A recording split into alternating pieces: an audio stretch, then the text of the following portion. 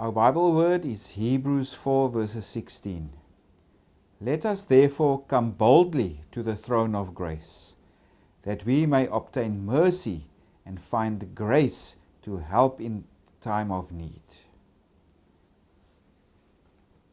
The Epistle to the Hebrews. According to some early church sources, it was attributed to the Apostle Paul. For example, already from the 2nd century onwards, all of Paul's writings were collected together, and for some, this epistle was also added to this collection of Pauline epistles. But others in the early church also said they don't know who wrote this epistle. And for example, the early church father Origen, he said, but as to who actually wrote the epistle, God knows the truth of the matter. And that is quoted by Eusebius in his church history. So already in the early church there was question mark, who wrote this? And today scholars and theologians generally accept that Paul did not write this epistle, because the language is too different. The Greek grammar and style is too different. Also the theology is quite different if you compare it to Paul's epistles. So who wrote this? God knows who wrote this epistle. And also where he wrote it, or for whom, we also do not know, because there's no real clues in the text. Maybe to people or Christians in Rome, because there's this reference to Rome towards the end of the epistle, etc. But exactly who wrote it and to where, which Christians this was aimed, we do not know. But what we can know is that it was aimed at Jewish Christians. And maybe it was written before the temple was destroyed, around 65 AD or so, because the author also writes as if the temple is still standing, the sacrificial system in the temple still operating, but it could also have been written quite after this, or after this time, or after the temple was destroyed. So it was aimed at the Jewish Christian audience. And what we do know is that they were being persecuted, they were being harassed. And there are different phases that you can recognize in the epistle what this community has gone through. And the earliest phase is where they were persecuted, they were harassed, their property was plundered. But at this time they remained faithful, not just to their Christian faith, but also to each other. And this we can go read in chapter 10, verses 32 to 34. If we go there, the author writes, "But recall the former days in which after you were illuminated, you endured a great struggle with sufferings, partly while you were made a spectacle, both by reproaches and tribulations, and partly while you become companions of those who were so treated.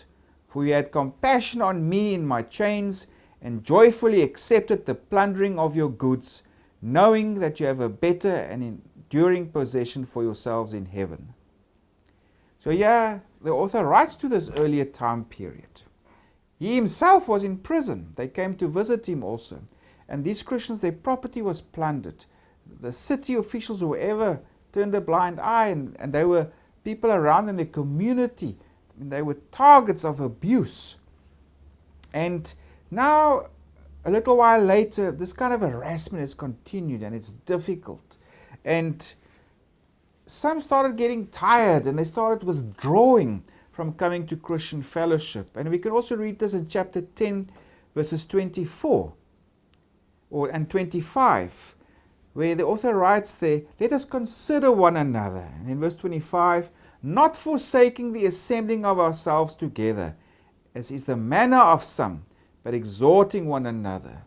So he says here, some are holding back, some are staying away from the Christian assemblies, and also some, they are still in prison, and it's becoming a burden to look after those in prison. Also in chapter 13, verses 3, the author writes about the present situation of believers. He says there, "Remember the prisoners as if chained with them, those who are mistreated, since you yourselves are in the body also." So even at the time of writing, there were those imprisoned. So it was a difficult situation. People are losing their faith. They are withdrawing. There are those in prison. The community is still being harassed on a continual basis. So now our author writes this epistle. It's actually more like a sermon. It's actually more like a homily. He's giving them encouragement. If you go right to the end of the epistle, to chapter 13, verses 22, he writes about, receive this word of exhortation. So this is to encourage them, so that they don't withdraw from the faith, etc. So now he also addresses them. He says, now again I must instruct you. You've become like children. Now we must teach you again all the first principles. If you go to chapter 5, verses 12, from verses 12. For though by this time you ought to be teachers, you need someone to teach you again the first principles of the oracles of God. And you have come to need milk and not solid food. For everyone who partakes only of milk is unskilled in the word of righteousness, for he is a babe. So the author also says, now it's like we're back at the beginning. You are withdrawing and you're losing your commitment to Christ. Now we must start from the beginning and teach you again. So that was a difficult situation. And also in chapter 11, for example, our author encourages these Christians. Remember the examples of the Old Testament. The patriarchs, those other figures he refers to. How they remained faithful to God.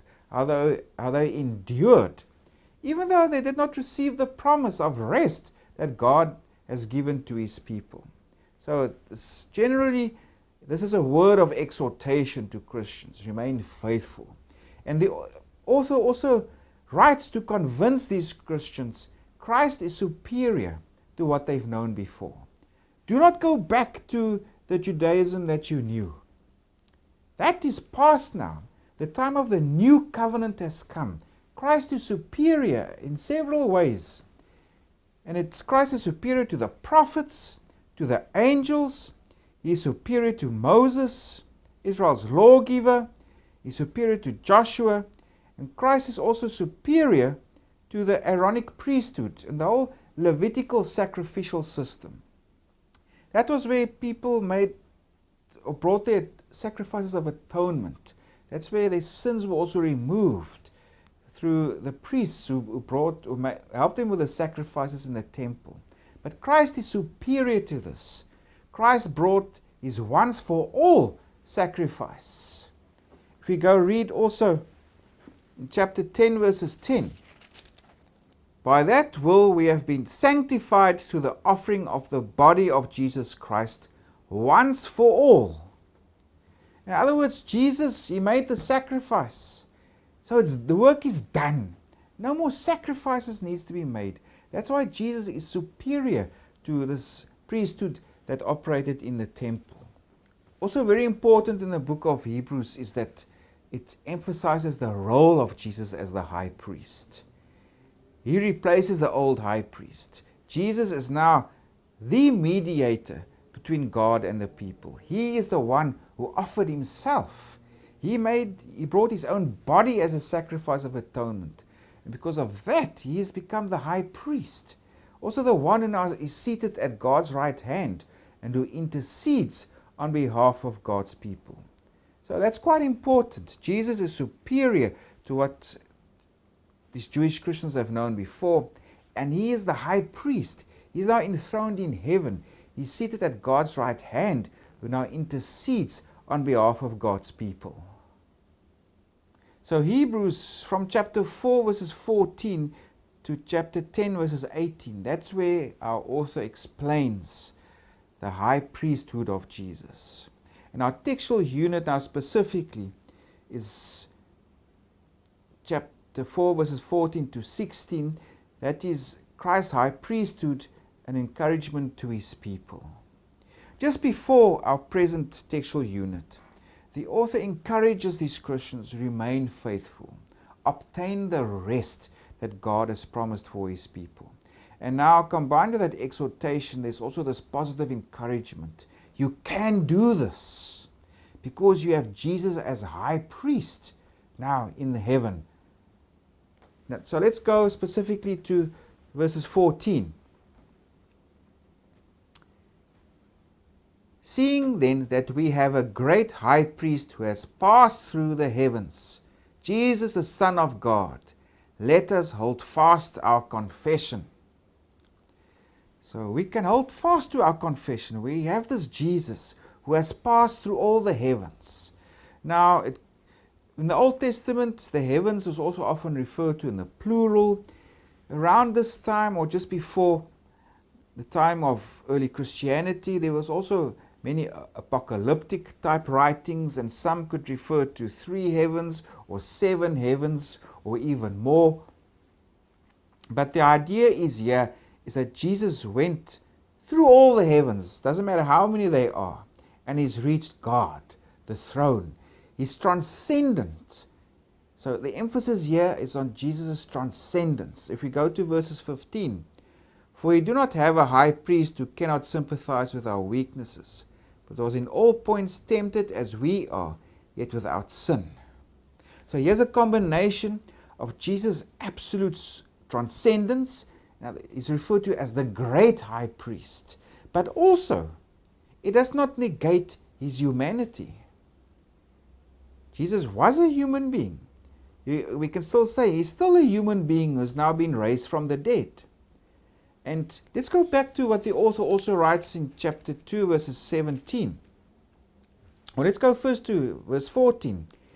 Inasmuch then as the children have partaken of flesh and blood, he himself, that's Jesus, likewise shared in the same, that through death he might destroy him who had the power of death. And also in verse 17, therefore in all things he had to be made like his brethren, that he might be a merciful and faithful high priest in things pertaining to God.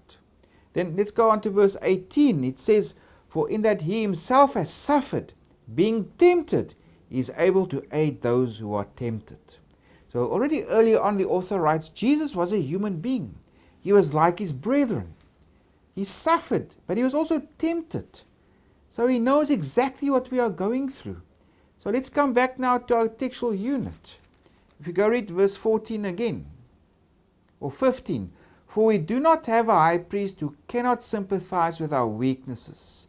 Why? Because Jesus was human like us. He knows exactly what we are going through in our suffering, etc. So, for we do not have a high priest who cannot sympathize with our weaknesses, but was in all points tempted as we are. But now comes the important difference. Yet without sin. So Jesus was suffered like us, he was tempted like us, but he remained without sin. And now we come to our Bible word, let us therefore come boldly to the throne of grace. Because we have this high priest, Jesus in heaven, who can sympathize with us, who knows what we are going through, also that he has been exalted. Now he is transcendent. He is seated at the right hand of God. And he's our mediator, our intercessor now as a high priest. That's why we can come to him for help. Let us therefore come boldly to the throne of grace, that we may obtain mercy and find grace to help in time of need. Because we can find this grace, we can find this help, because Jesus, the high priest, the one who's passed through all the heavens, who also was human like us, who understands our plight, he is there to help us.